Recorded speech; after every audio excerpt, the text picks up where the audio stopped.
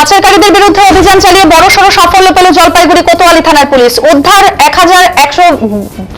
11,200 বোতল Phensedyl cough syrup. জানা গেছে গতকাল রাতে একটি গোপন সূত্র মারফত কোতোয়ালি থানার পুলিশ আধিকারিকের কাছে খবর আসে জাতীয় সড়ক ধারে বিপুল পরিমাণ মাদক পাচার করা হবে। খবর পেয়ে সাথে সাথে 31 নম্বর জাতীয় সড়কের জোড়া পেট্রোল পাম্প এলাকায় নাকা চেকিং শুরু করে। এরপর নির্দিষ্ট নম্বরের লরিটি আসলে দাঁড় করিয়ে তল্লাশি শুরু করে পুলিশ। লরিটি বিপুল পরিমাণ চাল বোঝাই বস্তা দিয়ে ভরা ছিল।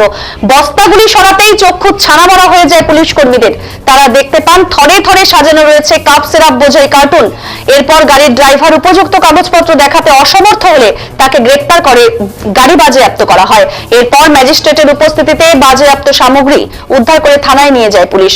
পুলিশ সুপার উমেশ খানবাহালে জানিয়েছেন, এটা জেলা পুলিশের বড়সড় সাফল্য। তারা মাদক পাচারের অভিযোগে ট্রাক চালক মহারাষ্ট্রের রহমানিয়া মসজিদকে বাসিন্দা সালিম করিম শেখকে গ্রেপ্তার করেছেন।